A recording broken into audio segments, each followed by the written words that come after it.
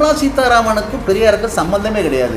அந்த மாதிரி பெரியாரை படித்ததில்லை. அவங்க போய் பாராளுமன்றத்தில் பெரியாரை பற்றி விமர்சனம் பண்ணுறாங்களே, அதை பற்றி உங்களுடைய பார்வை என்ன? அவங்க விமர்சனம் பண்ணுறது நியாயம் தானே. ஏன்னா அவங்க ஜாதியை பற்றி அவர் சொல்லியிருக்காரு.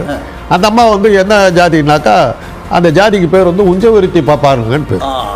உஞ்சவிருத்தி பாப்பான்னாக்கா என்ன அர்த்தம்னாக்கா, காலையில் வீடு வீடாக போய் பவத்தி பிச்சாந்தேகி அப்படின்னு சொல்லணும். விருந்தினர் வந்திருக்கேன், எனக்கு பிச்சை போடுங்கள் அப்படின்னு சொல்லி பிச்சை எடுத்து அதில் வர்ற அரிசி பருப்பெல்லாம் வச்சு தான் அன்றைக்கி சமைச்சு அவங்க சாப்பிடணும். அது அவங்க ஜாதி, அவங்க கலாச்சாரம். அது அந்த இனத்தை சேர்ந்தவங்க. அதனால தான் நீங்கள் பார்த்தீங்கன்னா பிச்சை எடுக்கிறதுக்கு தான் லைக்கு, பிச்சை எடுக்கிறதுக்கு தான் லைக்குன்னு அவங்க சொல்கிறதுக்கு காரணம் அந்த இனத்தில் வந்தவங்க அந்த அந்த உஞ்சவிருத்தி பாப்பாத்தியாக இருக்கிறதுனால தான் அந்த பிச்சையை பற்றி அவங்க அடிக்கடி பேசுறதுக்கெல்லாம் காரணம் அதுதான். அதனால் அவங்களெல்லாம் வந்து இது பண்ணி அதை வந்து பெரியார் சொன்னார். இந்த நீ எப்படா படிக்கலான்னு நீ கேட்டபோது, சரி நான் படிக்கிறத விட்டுறேன், என் குலத்தொழிலை நான் செய்கிறேன்.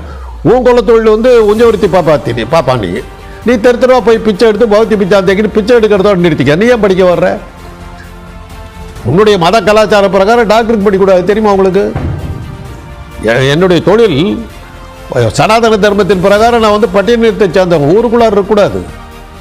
பண்டிதர்னு பேர் எங்களுக்கு, செந்தூர பண்டிதர்னு ஒரு பேர். ஏன்னா எதுக்கு எடுத்தாலும் செந்தூரம் கொடுப்போம், அதனால் செந்தூர பண்டிதர்னு பேர். ஊரை விட்டு வெளியே ஊருக்குள்ளார் இருக்க முடியாது. அப்படிப்பட்ட ஒரு படிப்பை வெள்ளக்காரன் சூட்டும் கோட்டும் போட்டுக்கிட்டு வந்து இங்கிலீஷ் படிப்பு சொன்ன உடனே முதல்ல படிக்க ஆரம்பிச்சு சுந்தராச்சாரி, கோவிந்தாச்சாரி, சுப்பாச்சாரி தான் சேர்றான். உடனே மதத்தை விட்டான், முதல்ல எல்லாத்துக்கும் விட்டாங்க. என்ன கிடைக்குதோ எது லாபமோ அதுக்கு போயிடுவான்.